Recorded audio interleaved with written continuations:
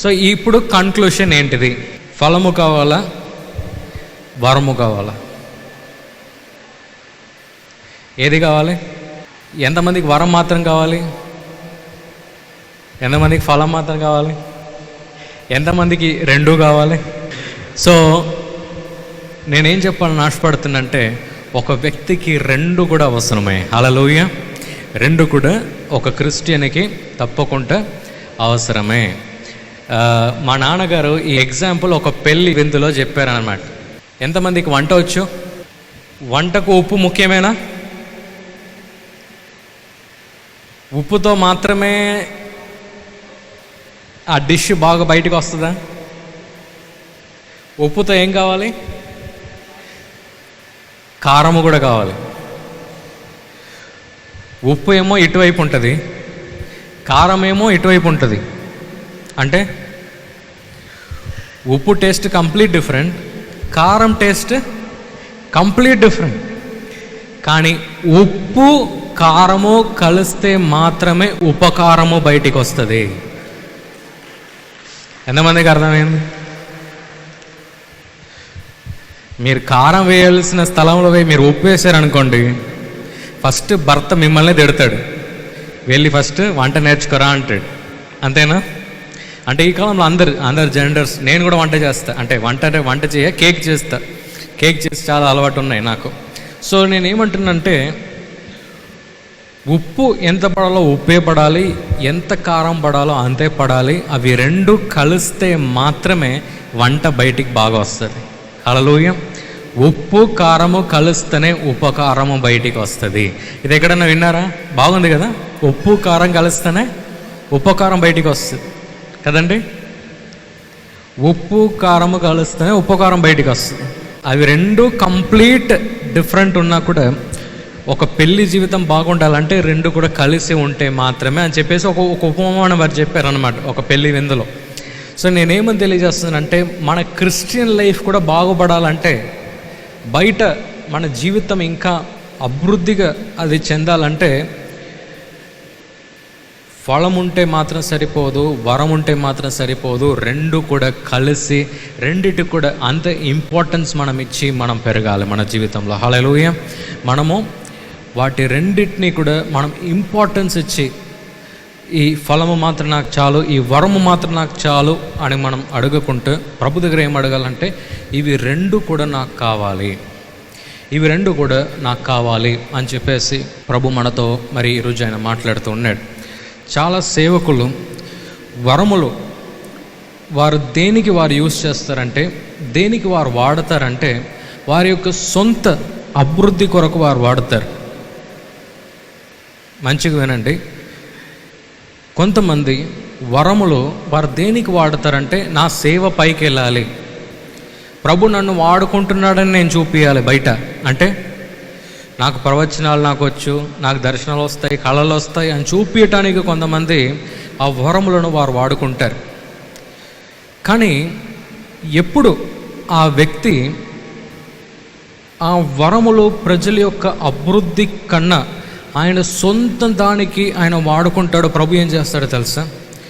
ఆ సేవ ఎంత పైకి అది ఎదిగినా కూడా ప్రభు ఏం చేస్తాడు అంటే కింద పడేస్తాడు ఆ సేవ. ఎందుకు తెలుసా? God gave this gifts. ఈ వరములు ప్రభు మనకు దేనికి ఇచ్చాడంటే, ఆయనను మహిమపరచటానికి మాత్రమే. హల్లెలూయా, హల్లెలూయా. అంటే ఒక సేవకుడు ఆయన ఏం చేశాడంటే, ప్రభు మిమ్మల్ని స్వస్థపరుస్తాడు అని చెప్పేసి ఆయన ఏం చేశాడంటే, చివరికి మీకు ఏ బాధ ఉన్నా పర్వాలేదు నా దగ్గర రండి, నేను స్వస్థపరుస్తా అన్నాడంట. అంటే ప్రభుని మర్చిపోయాడు. ప్రభు వద్దు, నువ్వు రా, నేను నీకు స్వస్థపరుస్తా. ఏం చేస్తా? స్వస్థపరుస్తా.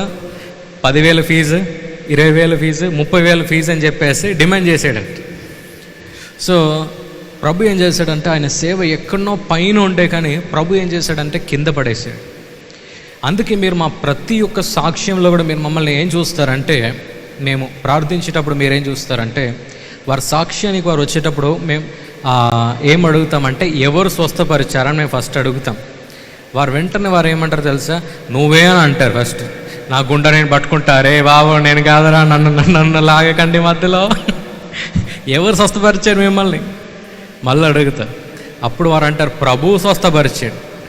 ఏ ప్రభు? ఫస్ట్ ఆ పేరు చెప్పు, యేసు ప్రభు. అప్పుడే వదిలిపెట్టేది మేము. ఎందుకు తెలుసా? ఇంకా చూడండి, ఎందుకని నేను చెప్తా.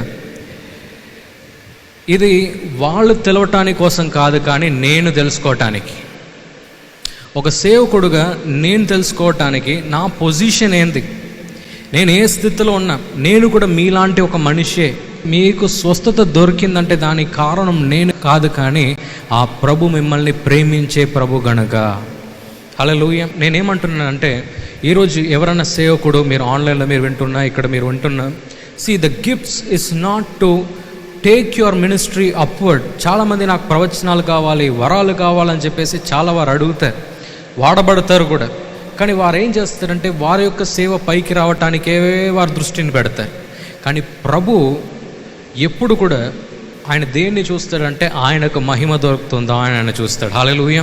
సో ఈరోజు ఒకవేళ ప్రభు మిమ్మల్ని వాడుకుంటే, ఇప్పుడు కాకపోయినా ఎప్పుడైనా మీ కళలు కానీ, దర్శనాలు కానీ, అన్ని భాషలు కానీ, అన్ని భాషలకు అర్థం చెప్పే కృప కానీ, వర్డ్ ఆఫ్ నాలెడ్జ్ కానీ ప్రభు మీకు ఇచ్చినట్లయితే, మీరు దాని ద్వారా ప్రైడ్ మీరు బయటికి తీసుకురావటం బదులు, ప్రైడ్ని ఏమంటారంటే గర్వం, ఈ గర్వాన్ని మనం బయటికి తీసుకురావటానికి బదులు మనం ఏం చేయాలంటే ప్రభుకి మహిమను మనం ఇవ్వాలి. హల్లెలూయా.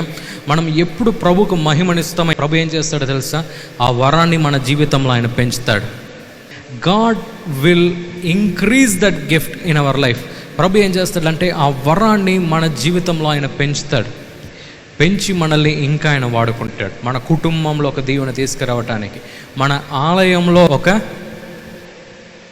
అభివృద్ధి తీసుకురావడానికి, ఒక బ్లెస్సింగ్ ఆయన తీసుకురావడానికి. నేనేమపడుతున్నా తెలుసా? ఈ ఆలయంలో కూడా ప్రవచనాలు చెప్పేవారు లేవాలి. ఈ చర్చ్లో కూడా గిఫ్ట్ ఆఫ్ హీలింగ్లో మూయేవారు లేవాలి. స్వస్థపరచబడే వరముల వారు వాడబడాలి.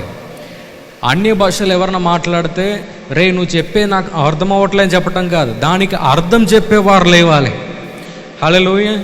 నేను ఒక్కొక్క మీటింగ్లో నేను విన్నాను అనమాట. ఒక వ్యక్తి అన్య భాషలో మాట్లాడుతుండే, ఇంకో వ్యక్తి అర్థం చెప్తుండు. వెంటనే నేను షాక్ అయిపోయా, అరే ఏంద్రా బాబు వీళ్ళు ఏం చేస్తున్నారని. కానీ నాకు అప్పుడు అర్థం అవ్వలేదు. కానీ వాళ్ళ చర్చ్లోనే ఆ పాస్టర్ ఏం చేశాడు తెలుసా? చాలామందిని ఆయన లేపాడు. ఎందుకు తెలుసా? ఆయన చర్చ్ బలమైనదని చూపించటానికి కోసం కాదు, ఆ చర్చ్లో ఉన్న వారందరూ కూడా దీవించబడాలి అని. Hallelujah, hallelujah. So as I'm asking you to ask God, ప్రభువా ఈ ఫలములతో నా జీవితం ముందుకెళ్ళే కృపను నాకు ఇవ్వండి, ఈ వరములతో కూడా నేను ముందుకెళ్ళే కృపను నాకు ఇవ్వండి. హల్లెలూయా, హల్లెలూయా. మనం అడిగే ఒక వ్యక్తిగా మనం మారితే, ఒకటి పాపంలో పడే ముందు, అంటే అపవాది వేసే ప్రతి ఒక్క తంత్రంలో నుంచి కూడా మనం బయటికి పడగలుగుతాం. సెకండ్, ఆయన మన మీద ఏదైనా దాడి చేసినా కూడా మనం ఏం చేయగలుగుతాం తెలుసా? దాంట్లో నుంచి మనం బయటికి రాగలిగే శక్తి కూడా వరము మనకి ఇవ్వగలుగుతుంది. సో ఈరోజు ఈ ఉప్పు కారము రెండింటిని కలుపుకొని ఏం చేయాలి? మన జీవితాన్ని ఇంకా బెటర్ చేయాలి. హల్లెలూయా, హల్లెలూయా. మన చర్చ్ మాత్రం, అంటే ఈ చర్చ్ అని చెప్పకూడదు, ఈ ప్రేయర్ హాల్లో వచ్చే ప్రతి ఒక్క వ్యక్తి కూడా వీటి రెండిట్లో కూడా వారు మూవ్ అవ్వాలి తప్పకుండా. హల్లెలూయా. ఇది మీకు కండిషన్ కాదు, మీకు రూల్. కండిషన్ కాదు, ఏది రూల్. ఎవరైనా సోలిపోయి ఉంటే మీరు వారికి ప్రవచనం చెప్పే వరముల్లో మీరు వాడబడాలి. హల్లెలూయా కదండి. మన ఆలయం మాత్రం డెడ్ చర్చ్గా ఉండకూడదు. అంటే రిచర్డ్ బాన్కే వారు ఏం చెప్తారు తెలుసా? పరిశుద్ధాత్మ కార్యాలు అవ్వని చర్చ్ చచ్చిపోయిన ఆలయంతో సమానము అని చెప్పేసి ఒక దైవజనుడు అన్నాడు. అబ్బా నేను చెప్పలే, మళ్ళీ నన్ను అటాక్ చేస్తారు. ఇంకో వ్యక్తి చెప్పాడు ఏమని? పరిశుద్ధాత్మ కార్యాలు అవ్వని church is a dead church అన్నాడు. నేనేమంటున్నా తెలుసా? ఇక్కడ గొర్రెకుంటలో వచ్చే ఒక్కొక్క వ్యక్తి కూడా ఫైర్లో ఉండాలి. ఆమేన్, హల్లెలూయా. ఒక్కొక్క వ్యక్తి కూడా వారు బర్న్ అవ్వాలి, ప్రభు కొరకు ఒక ఆశ కలిగిన ఒక వ్యక్తిగా వారు ఉండాలి. ఈ పొద్దున కూడా ఒక వ్యక్తి వచ్చి ఏమన్నారంటే, మనకు కూడా ఫారిన్ ఫండ్స్ వస్తే బాగుండు కదా అని చెప్పేసి ఒకరు వచ్చి అడిగారు. అంటే చెప్పారు అన్నమాట, ఫారిన్ నుంచి మనకు ఒక 50 కోట్లు 100 కోట్లు వస్తే బాగుంటుంది కదా అని అన్నారు. నేనేమన్నా తెలుసా, మా చర్చిలో లేస్తారు. ఎవరు ఇవ్వకపోతే మా చర్చిలో వచ్చే వారిని ప్రభు దీవించి మాకు వస్తుంది ఫండ్స్. హల్లెలూయా. మనం ఏ రోజు ఫారిన్ వీళ్ళని మనం వెతికి మనం ఇవ్వకూడదు. ఫారిన్ వాళ్ళకన్నా ఎక్కువ మనం సంపాదించి మనం ఆలయానికి మనం ఇవ్వాలి. ఆమేన్. హల్లెలూయా. అలాంటి ప్రయత్నాలు కూడా తీయండి. ఎవరైనా డాక్టర్ ఇంజనీర్ అవుతే ఇంకా బెస్ట్ అవ్వండి మీ ఫీల్డ్లో. అంటే మీ ఫీల్డ్లో మీరు ఏ ఫీల్డ్లో ఉన్నా మీరు బెస్ట్ అవ్వండి. వేరే వ్యక్తి కన్నా ఒక మెట్టు పైన ఉండండి. దీవించబడి ఇక్కడ మాత్రం కాదండి, ఎక్కడెక్కడ ఏ సేవలో మీరు దీవించబడ్డారో అక్కడంతా కూడా మీరు విత్తాలి. హల్లెలూయా కదండి. So God has to bless each and every one of us. ప్రతి ఒక్క వ్యక్తిని కూడా మరి ప్రభు ఇక్కడ వచ్చే ప్రతి ఒక్క వ్యక్తిని కూడా ఆయన దీవించాలని చెప్పేసి నేను ఆశపడుతున్నాను.